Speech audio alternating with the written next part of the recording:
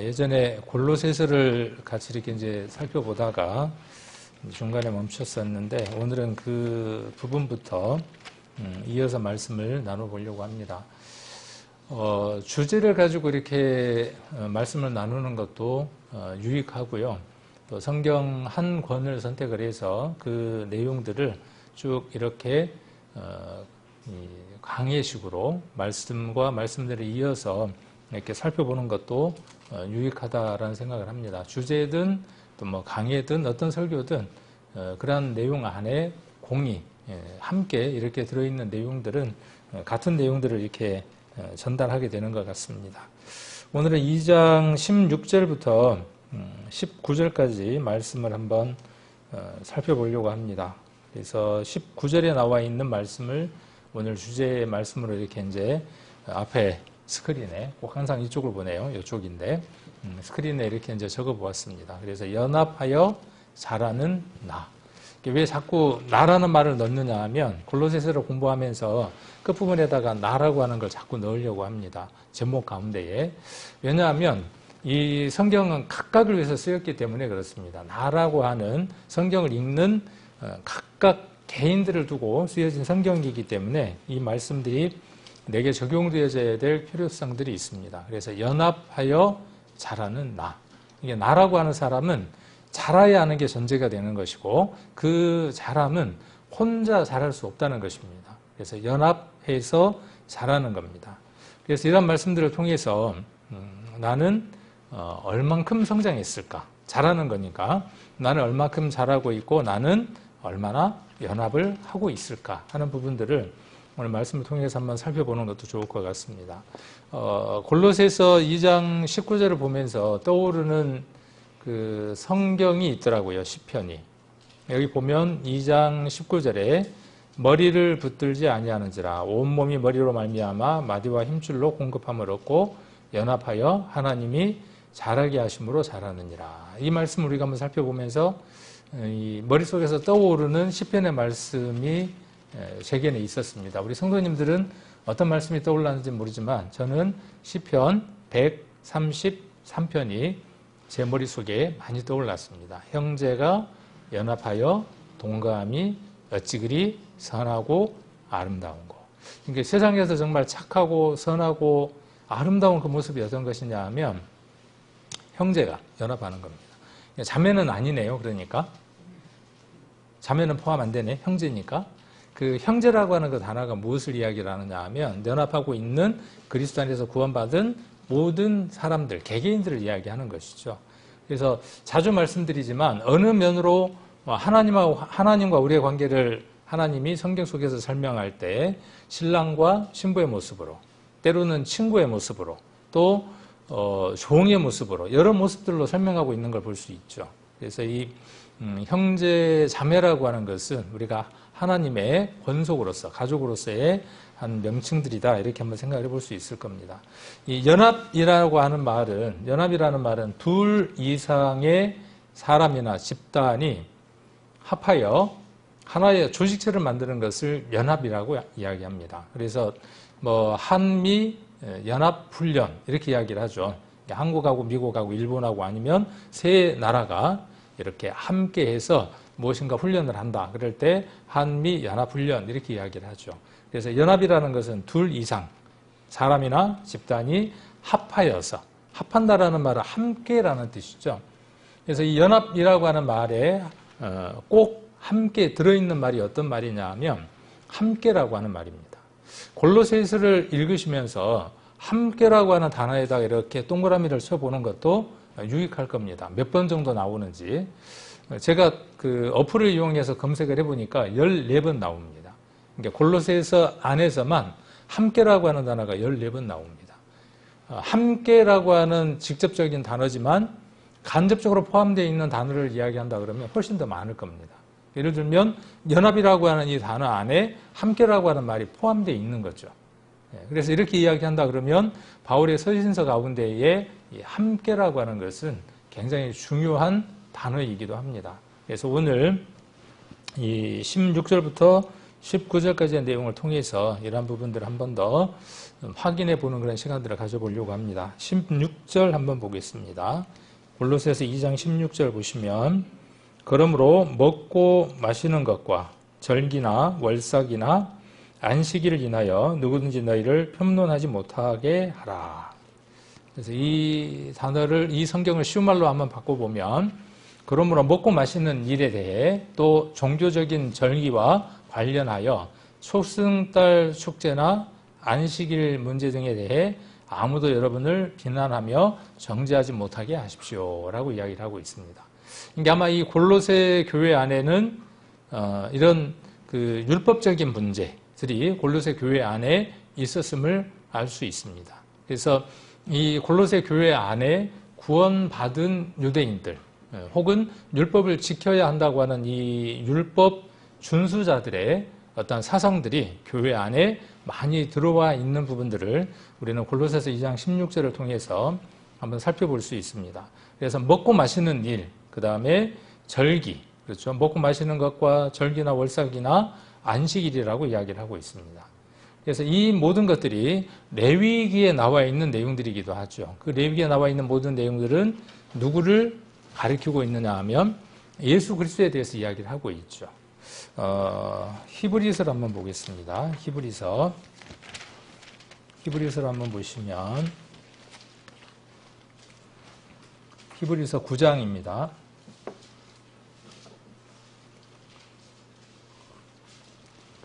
히브리서 9장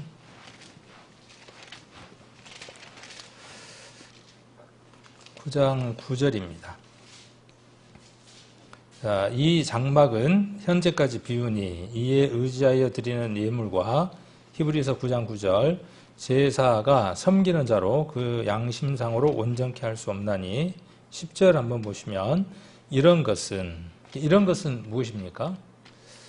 여기에서 바로 앞에 나와 있는 성막에 관련된 일이기도 하겠지만 이런 것이라고 하는 것을 더 확대해 본다면 구약에 나와 있는 모든 예식에 관련된 것들이라고 한번 생각해 볼 수 있을 겁니다.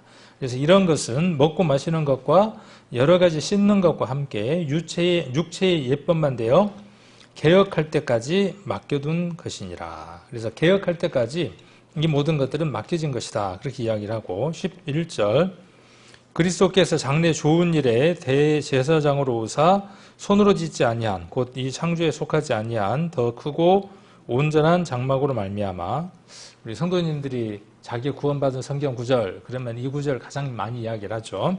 염소와 송아지의 피로 아니하고 오직 자기 피로. 염소와 송아지의 피라고 이야기하는 것은 레위기에 나와 있는 그림자, 피를 번제단이나 혹은 언약궤 위에 뿌림으로 말미암는 속죄함에 관한 내용들이죠. 그래서 그것으로 아니하고 오직 자기 피로 예수님의 피로 영원한 속죄를 이루사 단번에 성소에 들어가셨느니라. 염소와 황소의 피와 및 암송아지의 재로 부정한 자에게 뿌려 그 육체를 정결케 하여 거룩케 하거든. 이제 뒤에 히브리서에서 이야기하고자 하는 것은 14절과 15절이 되겠죠. 그래서 중요한 내용은 하물며 영원하신 성령으로 말미암아 흠없는 자기를 하나님께 드린 그리스도의 피가 두 개의 피를 지금 비교하고 있는 거죠. 하나의 피는 염소, 양, 송아지 그 피를 이야기를 하고 있고 또 하나의 피는 하나님께서 언약하시고 몸으로 오셔서 피를 흘릴 수 없는 그분이 우리 인생들을 위해서 피를 흘릴 수 있는 육신이 되시고 영원 속에 계시는 그 하나님이 유한한 시간 속에 들어오신 사건. 그래서 피를 흘릴 수 있는 그 자신. 그래서 그리스도의 피가 어찌 너희 양심으로 죽은 행실에서 깨끗게 하고 살아계신 하나님을 섬기게 못하겠느냐. 그래서 이렇게 하신 목적은 어디에 있다고 말씀하시느냐 하면 죽은 행실에서 깨끗게 하는 것이죠. 그렇죠? 복음은 어디에 초점이 있느냐 하면 이곳에 초점이 있습니다. 죽은 행실에서 깨끗게 하는 힘이 어디에 있느냐 하면 그리스도의 보혈에 있다고 말하고 있습니다. 구약에서도 양이나 염소나 송아지의 피가 유한한 그것을 통해서 덜어는 간혹 어떤 역할들을 했다는 것이죠? 육체를 깨끗게 하는 일들을 했었지만 그것은 예법만이 되었다. 그러나 예수 그리스도로 말미암아 이제는 어떻게 할 수 있는 죽은 행실에서 깨끗게 하고 살아계신 하나님을 섬기게 하는 것이죠. 이게 구원이라고 하는 것은 아무런 능력이 없는 유한한 어떤 존재를 믿는 것이 아니라 살아계신 하나님을 믿고 섬기는 것이죠. 섬기는 겁니다. 믿고 섬기는 겁니다. 이 섬김이라고 하는 단어 속에 무엇이 포함되어 있느냐 하면 순종이라는 말이 함께 포함되어 있습니다. 복음은, 구원은 어떻게 받는 겁니까? 이렇게 물으면 좀 질문이 너무나 방대하죠. 오늘 이 질문에 대한 답은 복음은, 구원은 어떻게 얻는 것이냐 하면 순종함으로 얻는 것입니다. 그래서 우리가 구원, 그러면 많은 사람들이 구원이라고 하는 것은 내 자유의지를 가지고 깨닫기만 하면 되는 것이다 라고 이렇게 오해할 수 있습니다. 그러나 구원은 그것을 통한, 그 깨달음을 통하여 순종할 수 없는 우리가 살아계신 하나님을 섬기게 되는, 순종하게 되는 그 일을 말하고 있는 것입니다. 그래서 온전하게 복음을 깨달은 사람들은 가장 먼저 무엇을 배우게 되느냐 하면 순종을 배우게 됩니다. 가장 먼저 순종입니다. 누구에게 대한 순종일까요? 간혹 교회에서 설교자들은 이런 얘기를 하면서 주의 종에게 순종을 잘 해야 된다고 이야기를 합니다. 맞는 얘기일까요? 성경은 무엇을 말하느냐 하면 우리에게 오신 그 성령으로 말미암아 살아계신 하나님께 순종하는 자가 되고 그 순종을 통하여 죽은 행실에서 깨끗함을 유지하는 삶에 대해서 이야기를 하고 있습니다. 그래서 여기 이 절기, 이 모든 것들에 대한 이야기들은 이 부분을 이야기를 하고 있다고 말하고 있습니다. 레위기에 대한 주석서, 레위기에 대한 강해 설교가 어디냐 하면 히브리서입니다. 레위기를 잘 풀어놓고 그 레위기 성경을 잘 이해할 수 있도록 기록해 놓은 성경이 히브리서이기도 합니다. 히브리서, 우리가 알고 있는 베드로전후서, 요한계시록, 예수님이 돌아가시고 나서 불과 한 5, 60년, 그러니까 AD 100년 이전에, AD 100년에 신약 성경이 기록되죠. 그러면 그 100년의 시기를 우리가 이렇게 한번 생각을 해보게 해요. 그때를 초기 기독교인들이 하나님을 믿었던 시기라고 한번 생각을 해볼 수 있겠죠. 그러면 그때 구약 성경도 이미 있었겠죠. 그러니까 100년까지 성경이 기록될 당시에는 신약 성경이 한 권으로 묶여 있지 않았겠죠. 그렇겠죠? 그렇게 한번 생각을 해볼 수 있겠죠. 구약 성경은 한 권의 책으로 묶여져 있습니다. 그러면 초대 교회 성도들이 구약 성경을 어떻게 이해했는가 하는 것을 보려면 신약이 어떻게 기록되어 있는가를 보면 알 수 있는 것이죠.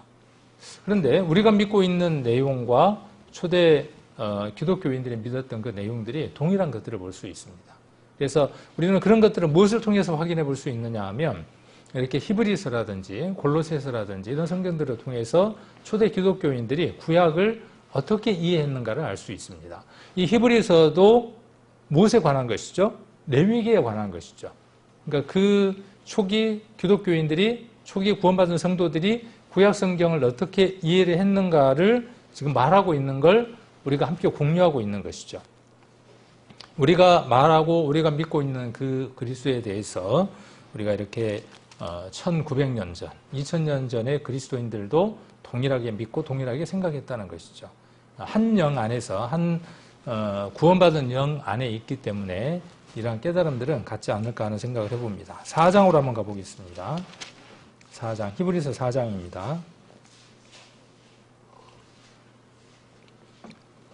자, 안식일이나 여러 가지 문제에 대해서 비난하거나 정지하지 못하도록 해라. 이렇게 지금 이야기를 하고 있죠.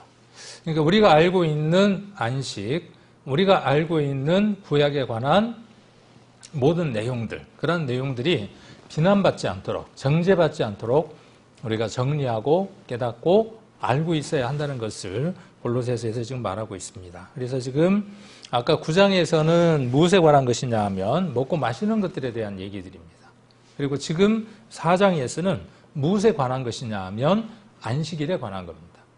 우리가 안식일에 대해서 누군가가 물어볼 때 뭐라고 이야기하느냐 하면 안식이라는 것은 예수님을 만나면서부터 안식이 이루어지는 것이다. 안식일의 주인 대신 예수님이 우리 안에 오실 때에 비로소 절개가 아닌 참으로 쉼이 이루어지는 것이다. 이렇게 이야기를 하죠. 그러면 초대 그리스도인들은 어떻게 이것을 믿었겠냐는 거죠. 우리가 지금 이렇게 믿고 있고 이렇게 말하고 있는데 그러면 2000년 전에 그리스도인들은 어떻게 믿었냐는 거죠. 그걸 말할 수 있는 것이 바로 이 히브리서 4장의 내용입니다. 안식에 관해서 이야기를 합니다. 4장 3절에 한번 봅니다. 이 내용이 로마서 10장과 좀 유사한 내용으로 전개가 됩니다. 자, 2절에 보시면 저희와 같이 우리도 복음 전함을 받은 자이나 그러나 그 들은 바 말씀이 저에게 유익되지 못한 것은 듣는 자가 믿음을 화합지 아니함이라. 이 믿음을 화합지 않았다라는 말이 어떤 뜻이냐 하면 복음에 순종치 않았다라는 얘기입니다. 뒤에 설명되는 내용에 보면 그 내용들이 반복되는 걸 볼 수 있습니다. 여기 잡으시고 로마서 10장을 한번 보겠습니다. 10장도 한번 이전에 제가 같이 주일날 교재를 나누었었는데 로마서 10장을 한번 봅니다. 자, 믿음은 들음에서 난다 그랬고 들음은 그리스도의 말씀으로 말미암는다. 로마서에서 이렇게 이야기하면서 갑자기 누구에 대한 이야기를 하느냐 하면 이사야에 대한 이야기를 합니다. 그래서 16절에 보시면 로마서 10장 16절에 보시면 그러나 저희가 다 복음을 순종치 아니하였도다. 그러니까 구약에도 무엇이 있는 것이죠? 그리스도가 우리의 모든 죄를 사하실 것이라고 하는 핵심적인 복음의 내용들이 이미 들어있다는 것이죠. 아까 양이나 염소나 송아지의 그 피 안에 복음의 내용들이 들어있죠. 그러나 그들이 그 내용을 믿지 못했다. 믿지 못했다 그렇게 말하고 있는 것이죠. 그 믿지 못했다라는 말은 그 내용에 순종치 않았다는 것이죠. 자, 그래서 그러나 저희가 다 복음을 순종치 아니하였도다. 이사야가 가로되 주여 우리의 전하는 바를 누가 믿었나이까 하였으니 그러므로 믿음은 들음에서 나며 들음은 그리스도의 말씀으로 말미암았느니라. 그러나 내가 말하노니 저희가 듣지 아니하였느뇨 그렇지 아니하다. 그 소리가 온 땅에 퍼졌고 그 말씀이 땅 끝까지 이르렀도다. 지금 이렇게 이야기를 하고 있습니다. 자, 그래서 여기 보면 이 순종치 않았다라는 말의 표현을 여기 지금 로마서에서는 어떻게 표현하고 있느냐 하면 16절에 다 복음을 순종치 아니하였다. 믿음으로 화합치 않았다. 동일한 내용입니다. 자, 다시 히브리서로 돌아가서 4장을 한번 보시면 4장의 3절에 2절에 저희와 같이 우리도 복음 전함을 받은 자이나 그러나 그 들은 바 말씀이 저에게 유익되지 못한 것은 듣는 자가 믿음으로 화합지 아니함이라. 이미 믿는 우리들은 저 안식에 어떻게 합니까?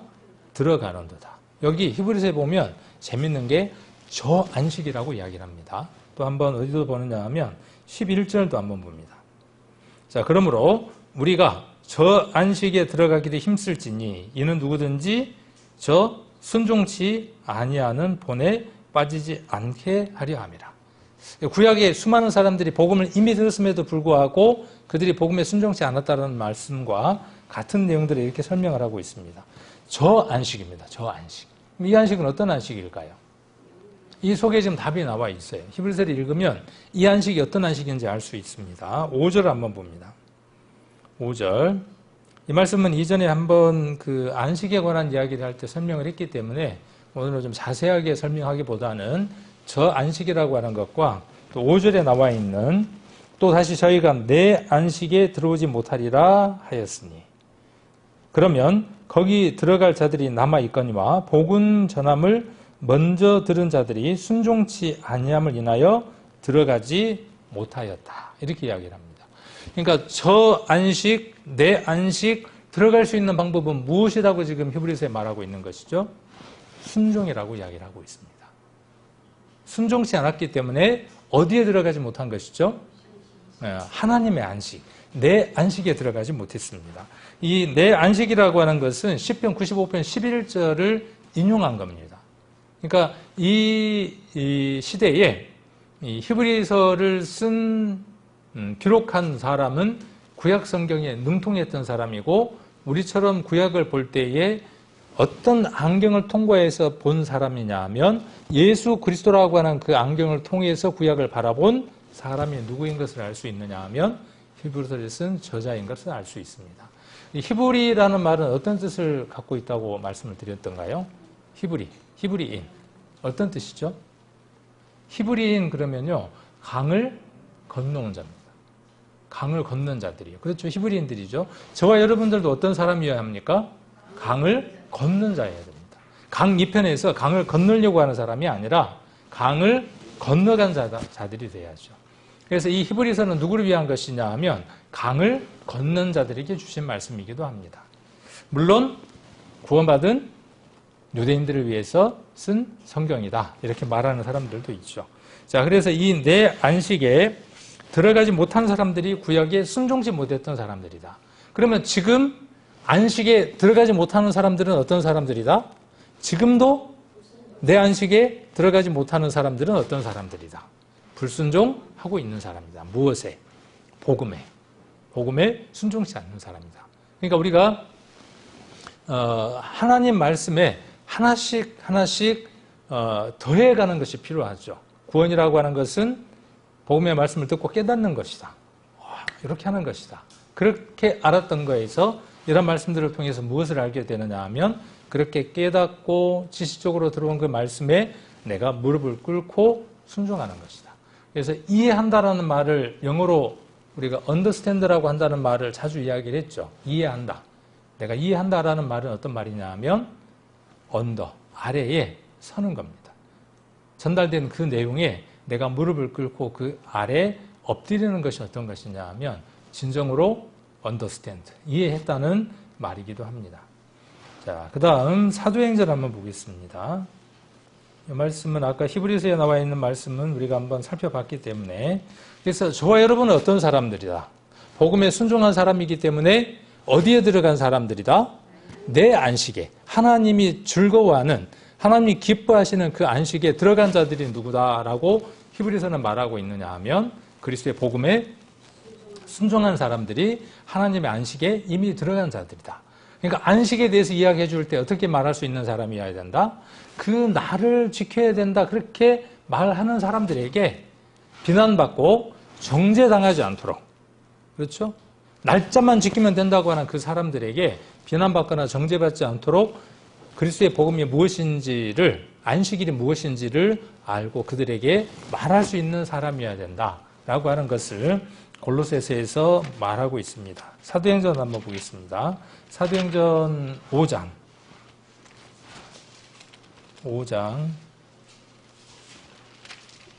29절입니다.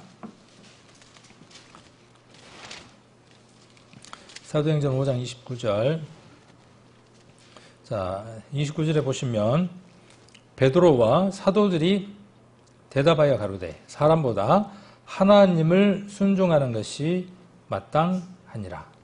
너희가 나무에 달아 죽인 예수를 우리 조상의 하나님이 살리시고 이스라엘로 회개케 하사 죄 사함을 얻게 하시려고 그를 오른손으로 높이사 임금과 구주를 삼으셨느니라.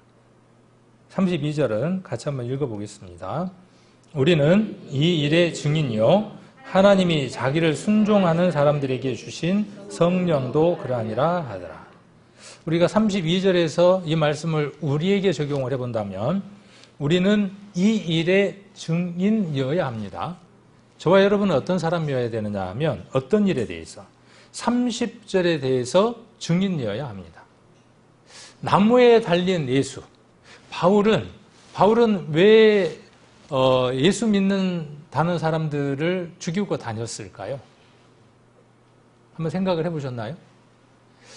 바울에게 있어서 예수 그리스도는 어떤 사람이냐 하면 저주받은 사람입니다. 바울에게 있어서 예전에 예수 믿는 사람들을 핍박했을 때, 왜? 신명기에 보면 나무에 달린 자마다 저주받은 자라고 율법에 기록되어 있기 때문에 그렇습니다. 그러니까 율법에 통달한 바울의 입장에 보았을 때에 예수라고 하는 사람은, 예수님이라고 하는 사람은 저주받은 사람들이고, 그 예수님을 추종하는 모든 사람들은 어떤 사람들이죠? 저주받은 사람을 추종하는 사람들이에요. 즉 율법에 저주받은 사람을 믿고 숭배하는 사람들이기 때문에 저들은 어떤 자들이냐 하면 하나님 앞에 가증한 자들이니까 죽여야 한다는 생각을 갖고 있는 겁니다. 그런데 그렇게 믿었던 그 바울에게 다메섹 도상에서 예수님이 나타나시죠. 그리고 모든 것들이 뒤바뀌게 되죠. 모든 것들이 바뀌게 됩니다. 자, 그래서 여기 30절에도 보면 너희가 나무에 달아 죽인 예수를 이렇게 이야기를 하고 있죠. 우리 조상의 하나님이 살리시고, 자, 이스라엘로 회개케 하사 죄 사함을 얻게 하시려고 그를 오른손으로 높이사 임금과 구주를 삼으셨다. 예수 그리스도가 그런 분이다. 예수 그리스도는 어떤 분이냐 하면 죽은 분이고 살아나신 분이고 죄 사함을 얻게 하시는 분이다. 이 일에 누가 증인이다? 지금 사도행전은 무엇을 증거하는 것이죠? 이 일을 증거하는 겁니다. 사도행전에 나와 있는 사람들은 이 일의 모든 것을 건 사람들이죠. 그러니까 저와 여러분은 어떤 사람이어야 되느냐 하면 증인이어야 합니다. 구원받으십시오. 이번에 우리가 전도 집회를 준비했습니다. 7월 달인데 나랑 커피 한잔 합시다. 밥도 같이 한 잔, 밥도 한 잔이 아니죠.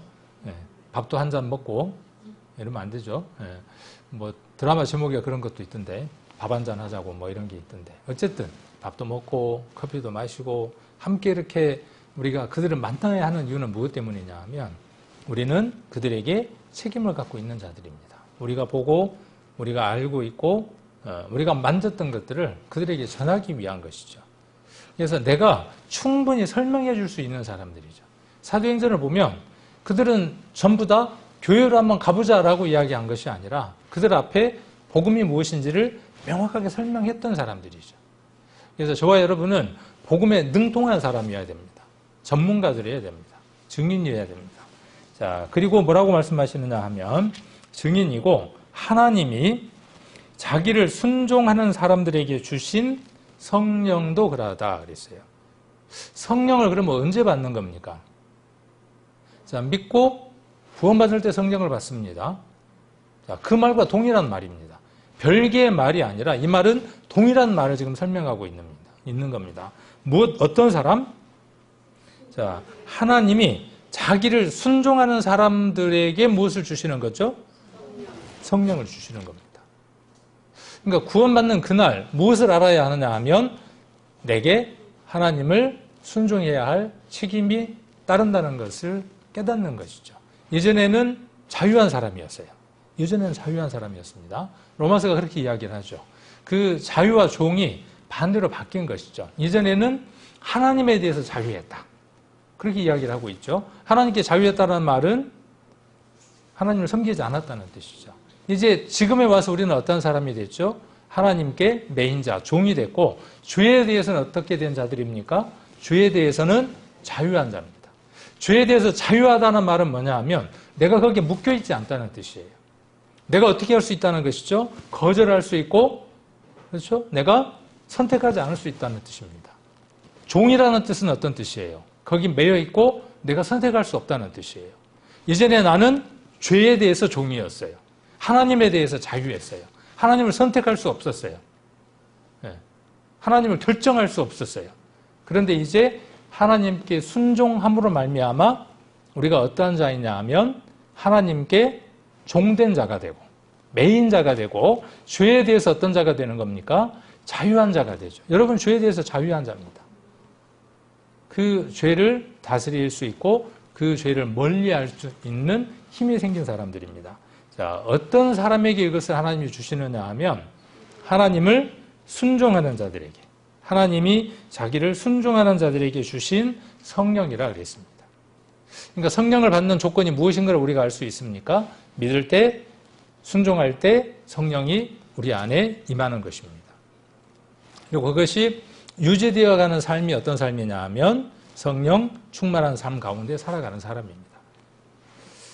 자, 또 17절을 한번 보시면 17절을 한번 보시면 이렇게 되어 있습니다. 이것들은 골로새서로 다시 넘어갑니다. 골로새서 2장 17절. 자, 이것들은 장래 일의 그림자이나 몸은 그리스도의 것이니라. 여기 이러한 것들은 다 장차 올 것에 대한 그림자에 불과합니다. 그것들의 실체는 오직 그리스도 안에 있습니다. 자, 이것들은 뭐예요? 이것들. 지금 17절에 이것들이라고 하는 것은 무엇입니까? 물론 바로 앞에 나와 있는 먹고 마시는 것, 절기, 월삭, 안식일에 관한 것이죠. 이런 것은 장래일. 장래일은 어떤 일입니까? 그리스도가 오셔서 우리에게 보여주실 그 모든 일들에 대해서 이야기하는 것이죠. 장래일에 대한 그림자다. 그러면 실체는 뭐라는 것이죠? 실체는. 여기 이제 쉬운말 성경의 실체는 오직 그리스도 안에 있습니다. 실체라고 이야기를 했고, 우리가 보는 개역 한글에는 몸은 그렇게 이야기를 하고 있습니다. 그러니까 우리가 예수 그리스도의 몸에 속할 때 우리가 무엇을 비로소 만나게 되느냐 하면 그림자가 아닌 실체를 만나게 되는 것이죠. 그리스도 안에 있을 때, 혹은 그리스도와 함께 할 때, 그리스도 안에 있다, 그 다음에 그리스도와 함께 한다, 같은 의미이죠. 안에 있다, 함께 한다. 이 단어들이 우리에게 중요한 걸 알 수 있습니다. 그래서 이 모든 것들은 누구에 대한 그림자이냐 하면 예수 그리스도 안에 실제로 이루어질 것에 대한 그림자들입니다. 예수 그리스도를 만나게 하는, 예수 그리스도에게 더 가까이 가게 하는 모든 것에 대한 그림자가 무엇이냐 하면 먹고 마시는 것, 절기, 월삭, 안식일이라고 하는 것이죠. 자, 그래서 우리가 이런 것들을 이야기할 때 구약에 나와 있는 먹고 마시는 것들. 그래서 육지 짐승에 대해서 먹으라, 먹지 마라. 레위기 11장에 대한 내용이죠. 자, 이 사도행전에 보면 10장에 베드로가 고넬료에게 복음을 전하게 되는 내용들이 나옵니다. 근데 베드로에게 있어서 이방인에게 복음을 전하는 것은 꺼려지는 일입니다. 그렇겠죠?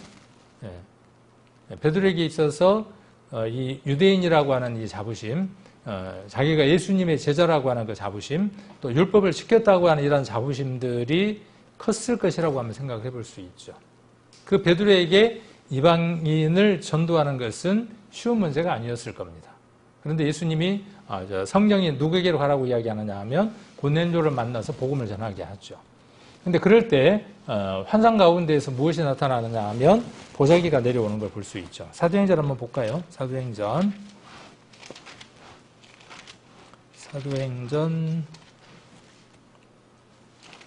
10장입니다. 10장. 10장 9절입니다. 사도행전 10장 9절.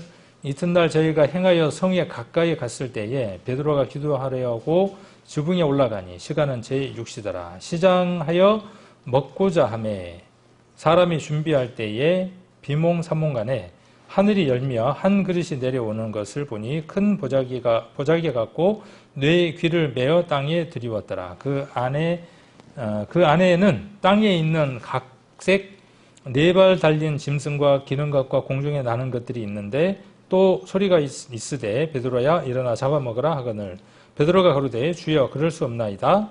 속되고 깨끗지 아니한 물건을 내가 언제든지 먹지 아니하였삼나이다 한데 또 두 번째 소리가 있으되 하나님께서 깨끗게 하신 것을 내가 속되다 하지 말라 하더라. 이런 일이 3번 있은 후 그 그릇이 곧 하늘로 올리고 가더니 여기 베드로에게도 어떠한 생각이 가득 채워져 있는 것을 볼 수 있느냐 하면 먹는 것, 마시는 것에 대한 규례가 베드로에게 가득 있었던 것을 볼 수 있습니다. 그래서 여기 뭐라고 이야기를 하느냐 하면 각색 4발 달린 짐승과 기는 것과 공중에 나는 것.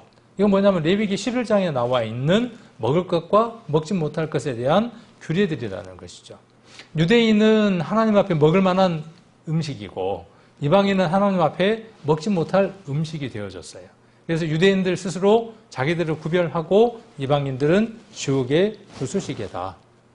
아무렇게나 대해도 된다. 그런 생각들이 그들 안에 가득 채워져 있었죠.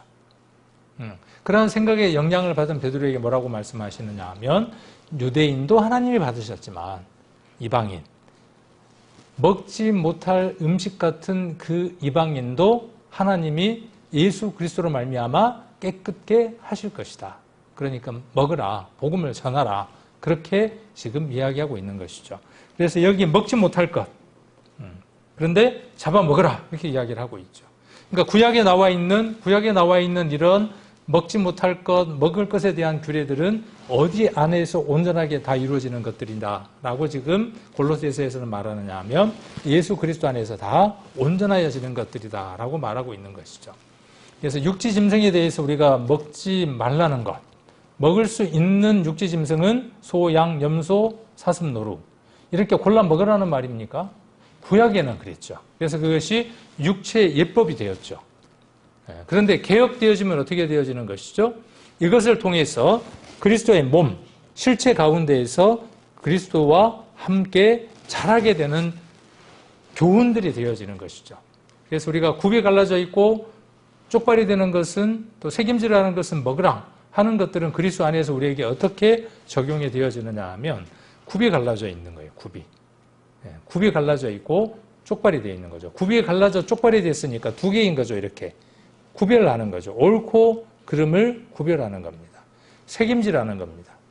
한번 먹으면 그것으로 끝나는 것이 아니라 그 먹은 것이 안에 들어와서 곱씹고 묵상하고 적용해서 피가 되고 살이 되게 하는 삶에 대해서 이야기를 하는 겁니다. 자, 굽이 갈라지지 않거나 책임질하지 않는 음식 먹지 말라 하는 그 교훈 안에 담겨져 있는 것은 무엇이냐 하면 이러한 짐승과 같은 삶을 살지 마라라는 의미이죠. 그리스도 안에 있는 자들은 어떠한 자들이다? 이러한 짐승과 같은 삶을 살지 않는다. 이 짐승의 특징은 뭐냐 하면 책임질 하지 않는 거죠. 들은 말씀들을 듣고 끝나버리는 거죠. 한 번으로.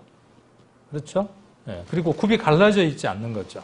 그래서 이러한 맥락에서 이 말씀들을 다 우리가 함께 이해를 해볼 수 있습니다. 그래서 지느러미와 비늘이 있는 수중생물. 지느러미와 비늘이 있는 것은 물을 거슬러 올라가는 특징을 갖고 있습니다. 물이라고 하는 것은 세상을 뜻하고 이 물은 우리를 항상 죄로 오염되게 하죠. 그 세상으로부터 우리가 거슬러 올라가는 물들지 않는 그런 삶들에 대해서 이야기를 합니다. 그 삶을 그리스도 안에서 먹게 되는 것이죠. 자, 그리고 지느러미와 비늘이 없는 수중생물은 주로 어디에 사느냐 하면 땅속, 물속 깊숙한 곳, 자기를 은폐하고 숨기고 비교적 지저분한 곳에서 살아가는 특징이 지느러미와 비늘이 없는 수중생물의 특징입니다. 구원받은 그리스도인들은 이러한 삶을 살아가는 것이 아니라 무엇처럼요? 여기 지금 지느러미와 비늘이 있는 수중생물처럼 살아가는 겁니다. 이전에 구원받은 그리스도인들에게도 어떤 것들이 들어있었냐 하면 레위기 11장대로만 살아가면 건강은 문제가 없다 이렇게 주장했던 분들도 들어있었어요. 그러면서 뭐라고 이야기를 했습니까? 이렇게 먹어야 된다. 그러면 결국 골로새서 2장에 머물러 있게 되는 거죠. 앞부분에 머물러 있게 되는 거죠. 그래서 뭐라고 책망하고 있느냐 하면 머리를 붙들지 않았다라고 이야기를 합니다. 머리를 붙들지 않으면 어떤 문제가 생기겠습니까? 19절에 기록되어 있는 대로 머리를 붙들어야만 연합회에서 자라갈 텐데 머리를 붙들지 않으니까 어떤 문제가 생기는 겁니까? 자람이 없는 거죠. 자기 생각에는 그것이 맞는 것 같은데. 그래서 우리가 이러한 음식들을 먹느냐 마느냐, 먹음으로써 건강이 유지되느냐 유지되지 않느냐, 그 문제보다 더 심각하고 중요한 문제는 무엇이냐 하면 그리스도의 실체 속에서 이것이 무엇이냐, 내게 주는 교훈과 내 삶에 이것이 어떻게 적용돼야 되냐 하는 문제이죠. 자, 여기도 보면은 새에 관한 것이 나오죠. 아까 그 10장 12절을 한번 보시라고 이 말씀을 지금 같이 보고 있는 겁니다. 땅에 있는 각 새, 그 다음에 공중에 나는 것, 이렇게 지금 이야기를 했기 때문에 이런 것들을 볼 수 있습니다. 이런 것들을 하나님은 뭐라고 말씀하셨다? 이미 하나님 뭐라고 말씀하셨다? 15절 한번 보세요. 15절. 하나님께서 깨끗게 하신 것을 내가 속되게 하지 말라. 예수 그리스도로 말미암아 이미 모든 것들이 정결케 되고 깨끗게 되어졌음을 이야기를 하고 있죠. 그래서 구약에 나와 있는 이런 말씀들이 무엇에 관한 것이다? 그리스도인들의 삶들에 관한 교훈들이다. 이렇게 한번 살펴볼 수 있습니다. 그래서 곤충에 관한 것도 특징들이 있는 거죠. 그래서 날개가 있고 네 발로 기어다니는 것들 중에 땅에서 뛰는 곤충은 먹으라. 야, 그러면 메뚜기는 먹을 수 있어요. 메뚜기는 먹을 수 있어. 무엇을 먹는 거죠? 메뚜기가 가지고 있는 그 특성. 메뚜기는 장애물이 있으면 뛰어넘죠. 말씀을 읽다가 막혀. 억지로 풀다가 스스로 멸망당하는 것이 아니라 이것은 나보다 좀 더 말씀을 본 이분에게 가서 물어보자. 물어봤는데도 안 풀려. 그럼 어떻게 하는 겁니까? 이곳 하나님이 깨닫게 해주실 때까지 기다리자. 뛰어넘는 것이죠. 자, 이러한 부분들에 대한 교훈들을 우리가 살펴볼 수 있죠. 부정한 그 길짐승에 대한 규례도 이렇게 기록이 되어 있고, 자, 그 다음에 성막에 관한 것도 있고 그렇습니다. 이 모든 것들은 그리스도 안에서 우리에게 주신 교훈들, 이루어질 것들로 말하고 계시는 거죠. 성막에 이렇게 휘장이 있고, 그 안에 번제단이 있고, 그 다음 또 이 성소와 지성소가 있죠. 그래서 이것도 우리가 어떻게 볼 수 있느냐 하면, 뜰은 육체로 볼 수 있고, 그 다음에 성소와 지성소는 영과 혼으로 볼 수 있습니다. 그래서 성소는 혼, 지성소는 영, 이렇게 보는 사람들도 있습니다. 자, 이것도 마찬가지고요. 이런 모든 것들이 아까 히브리서 9장에서 무엇이라고 이야기를 하고 있습니까? 개혁할 때까지 맡겨둔 것이고, 그리스도로 말미암아 이것이 어떻게 되어진 것이죠? 필요 없게 됐다, 그런 뜻입니까? 이것을 통해서 그리스도 안에서 실체를 보게 되는 것이다, 이렇게 말하고 있는 것이죠. 필요 없게 된 것이 아니라 이것이 그림자이기 때문에, 그림자는 있어야 하는 것이죠. 여전히 실체가 있으니까, 몸이 있으니까 그림자가 있는 것처럼, 이렇게 햇빛이 아니구나, 형광등이 있으니까 당연히 이렇게 그림자가 생기는 것처럼, 이 그림자는 당연한 것이죠. 존재하는 것이고 필요 없는 것이 아니라. 그래서 구약에 있는 이 모든 내용들의 그림자를 통해서 우리는 선명하게 예수 그리스도가 누구인지를 알게 되고, 예수 그리스도의 몸속에 있으면서 그리스도가 누구인지를 알게 되면 구약에 있는 예수 그리스도의 그림자를 발견하면서 무릎을 치게 되고 기쁨으로 구약의 말씀들을 읽게 되는 거죠. 이것은 이루 말할 수 없는 참 기쁨들을 가져다 줍니다. 자, 그리고 18절에 보시면 골로새서 2장 18절입니다. 골로새서 2장 18절. 자, 누구든지 일부러 겸손함과 천사 숭배함을 인하여 너희 상을 빼앗지 못하게 하라. 저가 그 본 것을 의지하여 그 육체의 마음을 쫓아 헛되이 과장하고. 자, 저가라고 하는 게 18절의 주된 내용이 되겠죠. 여기 일부러 겸손한 채 하면서 누가? 그 사람이 그 말입니다. 이거 교회 밖에 사람이겠어요? 교회 안에 사람이겠어요? 교회 안에 있는 어떤 사람입니다. 교회 안에 복음이 우리가 강하게 전파될 때 그리스도에 반하는 것들이 교회 안에서 나오게 됩니다. 물론 밖에서 들어오기도 하지만 반대 세력들이 반드시 밖에서만 있는 것이 아니라 그 안에 존재하고 있는 것들을 보게 됩니다. 자, 그래서 저가 그렇게 이야기하는 부분에 대해서 일부러 겸손한 채 하면서 천사 숭배를 주장하는 자들에게 속아 넘어가서 여러분이 받을 상을 놓치는 일이 없도록 삼가 조심하십시오. 그런 자들은 자신이 본 환상을 고집하면서 교만한 마음으로 육신에 조잡한 생각을 부풀려 말합니다. 예수님은 하나님이시잖아. 그 예수님에게 우리가 어떻게 기도를 바로 할 수 있고 어떻게 부탁을 할 수 있다냐. 그러니까 누구를 통해서 하느냐 하면 그 어머니에게 부탁을 하면 그 어머니가 아들에게 이야기를 해서 아버지에게 전달을 해서 우리의 기도를 잘 들어줄 수 있지 않겠냐? 혹은 천사가 예수 그리스도를 수종하니까 그 천사에게 우리의 빌 바를 아뢰면 그 천사가 예수님에게 우리의 필요한 것들을 알려주지 않겠냐. 우리의 죄 사함을 바로 못 아뢰니까 거시기에 가서 이렇게 된 데에 가서 고해성사를 해야 되지 않겠냐. 이러한 사상들에 대해서 이야기를 하는 것이죠. 이러한 사상들이 어디에? 교회 안에 싹트고 있는 것을 볼 수 있죠. 이것들이 점점점 발전된 형태가 무엇이냐 하면 마리아상을 세운다든지 성모 마리아상이라든지 이런 것들로 발전되어진 것들에 대한 생각들도 한번 해볼 수 있을 겁니다.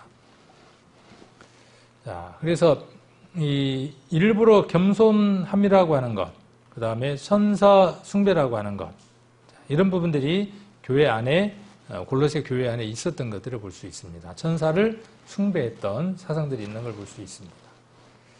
자, 그리고 연합이라고 하는 말씀, 골로새서 2장 19절에 보시면 2장 19절, 자, 머리를 붙들지 아니하는지라. 누가 머리를 붙들지 않은 거죠? 아까 저라고 하는 사람이 교회 안에 여러 가지 사상을 가지고 드러났을 때 이들의 모습은 어떤 모습이냐 하면 아까 앞에 나왔던 대로 겸손한 사람들이에요. 교회 가운데서 이렇게 뭐 악한 사람이거나 또 뭐 교만하거나 그런 사람들이 아니라 정말 본받을 만한 어떤 모습을 갖고 있는 사람들. 그렇기 때문에 그분이나 그 사람의 말이 교회 안에서 힘이 있는. 그래서 일부러 겸손함과 그들이 주장하는 것은 뭐냐 하면 천사 숭배함이라는 것이죠. 자, 이런 것들은 무엇을 붙들지 않는 것이다? 19절에 나와 있는 대로 머리를 붙들지 않는 것이다. 그 다음 18절에 아까 나와 있는 대로 그 육체의 마음을 쫓아, 그리고 좀 더 앞에 보시면 그 본 것을 의지하는 겁니다. 사람들은 자기가 본 것, 그죠? 자기가 본 것, 나는 확실히 봤다고 소리치죠. 본 것을 의지합니다. 예수 그리스도를 믿는 우리는, 자, 우리가 들은 것, 우리가 본 것, 우리가 느낀 것을 믿는 사람들입니까? 그것을 의지하는 사람들입니까? 그렇지 않습니다. 무엇을 의지하는 사람들이냐 하면 말씀을 의지하는 사람들입니다. 자, 말씀을 의지하는 사람들은 무엇을 붙드는 사람들이냐 하면 머리를 붙드는 사람들입니다. 그래서 19절에 보시면, 자, 머리를 붙들지 아니하는지라 온 몸이 머리로 말미암아 마디와 힘줄로 공급함을 얻고 연합하여 하나님이 자라게 하심으로 자라느니라. 사람도 이 주도권이 누구에게 있느냐 하면 하나님께 있는 걸 볼 수 있죠. 내가 구원받은 지 20년이나 됐는데 30년이나 됐는데 아직도 안 자란 것 같아. 자기가 자기를 볼 때 한탄스럽죠. 또 때로는 내가 구원받은 지 한 20년 된 것 같은데 교회 안에서 뭔가 좀 잘하고 있는 것 같아. 뭔가 내가 성장한 것 같아. 내가 많이 성장한 것 같아. 내가 많이 성장하지 못한 것 같아. 다 주어가 뭐죠? 내가예요, 내가. 자, 그런데 여기 보면 주어가 누구여야 된 것을 알 수 있습니까? 하나님입니다, 하나님. 그러니까 하나님에게만 무엇이 있느냐 하면 생명이 있어요. 하나님에게만 영원한 생명이 있습니다. 우리에게 있는 것이 아니라. 우리에게 온 이 영원한 생명은 누구로 말미암아 자라고 성장하느냐 하면, 성숙하느냐 하면 하나님으로 말미암는다는 것입니다. 자, 그런데 무엇을 붙들어야 한다는 것이죠, 여기? 자, 머리를 붙들어서 머리로 말미암아 마디와 힘줄로 공급함을 얻는 거죠. 자, 그렇게 해서 연합함으로 말미암아 자라는 겁니다. 함께 자라는 겁니다. 마디와 힘줄이 있고 그 마디와 힘줄을 통해서 공급함을 받는 겁니다. 그래서 구원받고 교회를 나오지 않아도 성장할 수 있다라고 생각하는 것은 속은 겁니다. 혹은 인터넷을 통해서 동영상을 시청하면 자기의 신앙이 자랄 것이라고 착각하는데 절대로 그렇지 않습니다. 여기 마디와 힘줄입니다. 그걸 통해서 공급을 받아야 하는 겁니다. 자, 그런 자들은 교회의 머리 되시는 그리스도께 붙어 있지 않는 사람들입니다. 우리의 온 몸은 머리 되시는 그리스도께 제대로 붙어 있어야 각 마디와 힘줄을 통해 영양을 공급받고, 그래서 서로 유기적으로 결합되어 하나님께서 자라나게 하시는 대로 올바르게 자라게 되는 것입니다. 우리에게 있어서 중요한 것은 어떤 것이냐 하면, 자람도 자람이지만 자라는 건 뭐가 더 잘 자라는지 아십니까? 여름철에 이때쯤에 뭐가 더 잘 자라요? 잡초는 뽑아도 잘 자랍니다. 그러니까 잡초가 잘 자라는 것, 그것이 문제가 아니라 우리는 그리스도 안에서 그리스도의 생명으로 자라나야 하는 거죠. 올바르게 자라야 하는 겁니다. 누가 이렇게 이야기를 했더라고요. 사람들이 복음의 감동을 받으면 하나님에 대한 지식과 은혜가 성장한다. 누가 이렇게 글을 썼더라고요. 참 맞는 말이죠. 사람들이 복음의 감동을 받으면 하나님에 대한 지식과 은혜가 성장한다. 베드로후서 3장을 한번 보겠습니다. 베드로후서 3장 18절 한번 보시면 같이 한번 읽겠습니다. 오직 우리 주 곧 구주 예수 그리스도의 은혜와 저를 아는 지식에서 자라가라. 영광이 이제와 영원한 날까지 저에게 있을지어다. 자, 여기 보면 예수 그리스도의 은혜와 저를 아는 지식에서 자라가는 겁니다.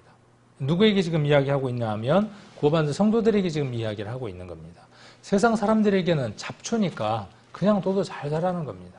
독한 것으로서 스스로 잘 자라나는 겁니다.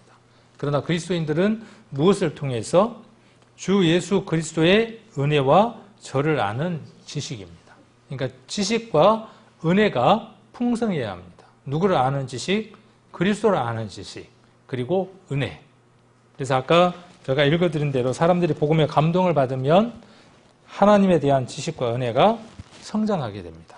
자, 골로새서 1장 10절도 한번 보겠습니다. 골로새서 1장 10절 여기도 같이 한번 읽겠습니다. 주께 합당히 행하여 골로새서 1장 10절 주께 합당히 행하여 범사에 기쁘시게 하고 모든 선한 일에 열매를 맺게 하시며 하나님을 아는 것에 자라게 하시고. 자, 하나님을 아는 것에서 자라게 하는 것도 누구의 역사냐 하면 하나님의 역사입니다. 어디 안에 있을 때 포도가 어디에 붙어 있을 때, 나무에 붙어 있을 때 절로 열매를 맺는 것처럼 붙어 있는 것이 우리에게 중요하다라고 하는 것을 골로새서 아까 2장 19절에서 이야기를 하고 있습니다. 그래서 이 연합이라고 하는 것은 혼자 이루어지는 것이 아니라 함께입니다. 함께. 그래서 함께라는 이 단어가 우리에게는 잊어버리면 안 되는 단어, 아주 중요한 단어입니다. 우리가 함께라고 하는 이 단어 속에 들어올 수 있는 자격은 무엇을 통해서냐 하면 예수 그리스도의 보혈을 통해서입니다. 여기 온 몸이 머리로 말미암아 그랬어요. 그러니까 머리가 없으면 아무것도 아니에요. 예수 그리스도라고 하는 그 머리, 몸, 그분이 우리에게 없으면 우리는 아무것도 아닙니다. 자, 우리 에클레시아라고 하는 말 잘 아시죠? 에클레시아. 많이 들었죠? 에클레시아. 에클레시아가 뭐죠? 교회입니다. 교회. 많은 사람들이 교회 그러면 특히 복음주의 교회에서는 교회 그러면 무엇을 떠올리느냐 하면 보이지 않는 무형의 교회를 에클레시아라고 많이 생각을 합니다. 그러니까 내가 오늘 이곳에 없어도 괜찮은 거예요. 잘된 생각일까요? 잘못된 생각입니다. 자, 무형과 유형은 하나입니다. 그리스도의 그림자와 몸은 하나입니다. 그림자와 몸은 뗄 수 없습니다. 보여지는 교회와 보여지지 않는 교회는 하나입니다. 몸과 그림자가 하나인 것처럼 내가 그리스도 안에 한 몸이면 한 지체이면 그 사람은 어디에 와 있어야 되느냐 하면 모임이 있는 그날 하나님의 모임의 나팔이 불려질 때 그곳에 함께 있을 때 그 몸이 보여지는 그 교회가 이곳에 함께 할 때 그 사람이 비로소 하나님이 원하는 온전한 삶 안에 있는 겁니다. 그래서 여기 에크라는 말은 말미암아 그런 뜻입니다. 무엇 때문에, 무엇부터, 무엇에 의해서 그런 뜻입니다. 그러니까 에클레시아 할 때 에크라는 말은 뭐냐 하면 뒤에 나와 있는 것 때문에 그 말이죠. 예. 여기 클레시아라는 칼레오라는 말에서 클레시아라고 하는 말이 나왔습니다. 그래서 칼레오라는 말은 무슨 뜻이냐 하면 불러내다 그런 뜻입니다. 불러낸 무리. 그래서 지난번에 이 단어에 대한 것들은 그리스 시대에 어떤 의미인가에 대한 이야기를 한번 해드렸죠. 제가 한번 한 적도 있고 또 다른 설교자가 한번 이야기한 적도 있습니다.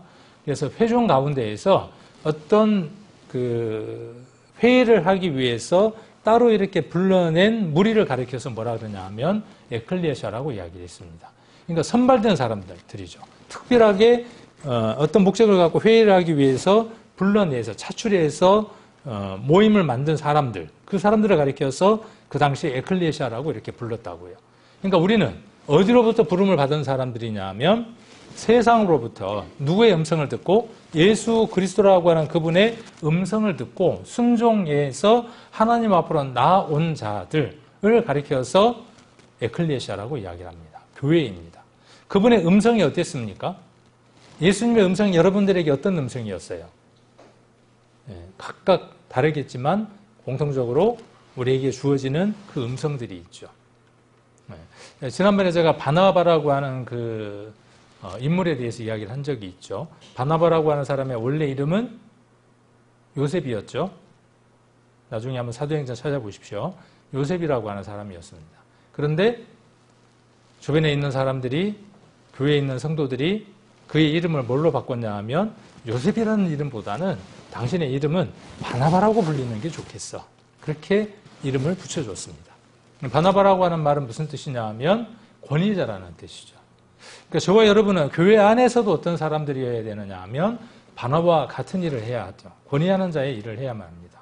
우리가 할 일은 어떤 일들이냐 하면 세상에 속해 있는 사람들을 불러내는 일을 하는 거죠. 우리를 그렇게 불러내준 사람들이 있었죠. 다른 표현으로 복음을 전하라고 하는 말에 다른 표현들이 될 겁니다. 우리가 세상에 지금 남겨져 있는 단 하나의 목적이 있다면 죄가 깨끗하게 되어졌다는 것 기뻐하고 살라고 우리를 이 세상에 남겨둔 게 아니에요. 그러면 데려가시면 되거든요. 아직도 여전히 죄를 지을 수밖에 없는 유한한 가능성 가운데 있는 존재들이지만 우리를 이 세상에 두신 이유는 무엇 때문이냐 하면 바로 불러내기 위한 겁니다. 우리처럼 불러내기 위한 겁니다. 그러려면 바나바처럼 재산도 다 팔아야 돼요. 큰일 났다 이제. 재산 다 팔아야 된다니까 이제 근심이 들어오죠. 바나바가 다 팔았잖아요. 다 팔아도 이루어지지 않아요. 사람의 마음을 사는 그 일은요, 밭을 다 팔아도 이루어지지 않습니다. 그런데 쉽게 사람의 마음을 살 수 있는 방법들이 있습니다. 함께 곁에서 들어주는 겁니다. 먼저는 들어주는 겁니다. 네 말이 옳아, 잘하고 있어 하고 이렇게 칭찬해 주라는 말이 아니라 들어주는 겁니다. 먼저는 계속 들어주다 보면 어느 순간 그 사람의 신뢰를 얻을 수 있고 내가 말할 수 있는 기회가 옵니다.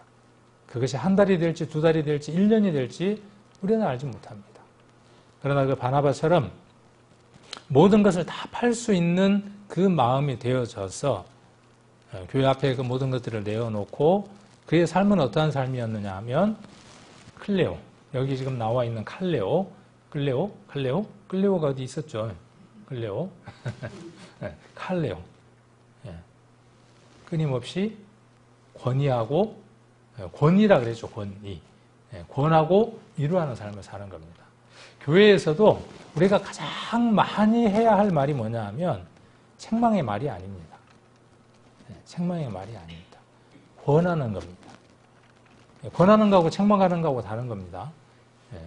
이것이 하나님이 기뻐하시는 것이야 라고 권하는 겁니다. 위로하는 것은 어떤 것이냐 하면 삶에 실패하고 힘들어할 때 우리는 세상에서 동일하게 그러한 고통을 당할 수밖에 없죠. 에이, 네가 잘못 산 게 있으니까 그 꼬라지가 됐지. 누가 그렇게 이야기를 했습니까? 욥의 세 친구가 먼 데서 세상 말로 쇠가 빠지게 찾아와갖고 그때는 뭐 자동차가 있었겠습니까? 뭐가 있었겠습니까?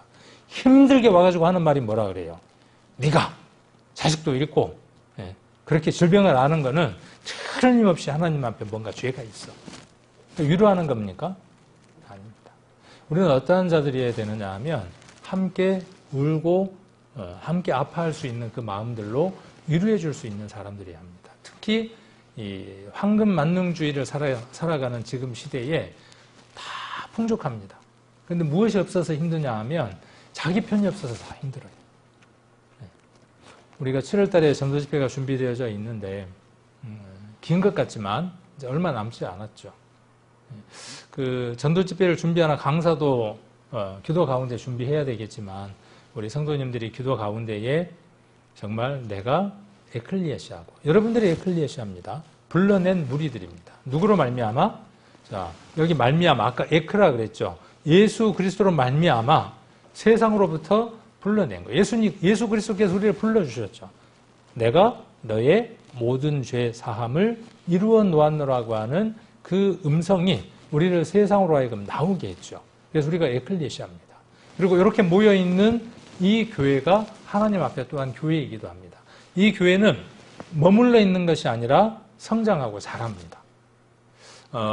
내적으로는 그리스도 안에서 그리스도로 말미암아 풍성해지는 그 말씀으로 말미암아 우리가 성장해 가고 자라가는 것이고, 또 하나는 외적으로, 아까 내적인 겁니다. 외적으로 교회가 어떻게 되어져야 되느냐 하면 유형인 이 교회가 구원받는 사람의 수가 점점 늘어나는 것이 하나님이 우리에게 원하시는 뜻이기도 합니다.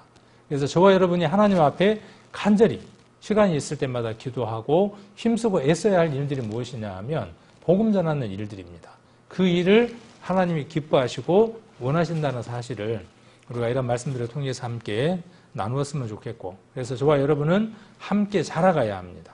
그래서 내적으로 그리스도로 말미암아 성장하고, 외적으로 그 모든 것들을 통해서 새로운 생명이 이 교회 안에 올 수 있도록 에클레시아 하는 겁니다. 예수 그리스도로 말미암아 그들을 세상에서 불러내는 그 일들을 해야만 합니다. 그러려면 여러분들은 따로 나와 있어야 하는 삶을 그들에게 분명하게 보여줘야 하겠죠. 이것이 그리스도께서 우리에게 원하시는 삶이기도 합니다. 이 연합이라고 하는 이 글자는 헬라어 두 개의 단어가 합쳐져서 만들어진 단어입니다. 하나는 함께하다고 하는 단어 하나와 그 다음에 걸음, 발걸음이라고 하는 어문에서 나온 두 개의 단어가 합쳐졌습니다. 그러니까 연합이라고 하는 것은 뭐냐 하면 발걸음을 같이 하는 겁니다. 발걸음을. 고양이가 눈길에 이렇게 걸음을 걷고요. 다음에 또 걸을 때도 어떻게 걷는지 아십니까? 혹시 보셨어요? 인터넷 같은 데서? 그 자리를 그대로 밟고 갑니다. 한 번 밟았던 그 길을 그대로 밟고 가요. 우리는 예수 그리스도와 함께 그 걸음을 함께 걷는 겁니다. 함께. 그래서 두 개의 발자국이 남는 것이 아니라 하나의 발자국만 남는 겁니다.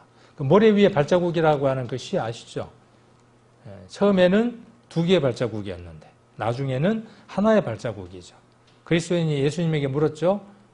왜 내가 힘들고 어려울 때 발자국이 하나입니까?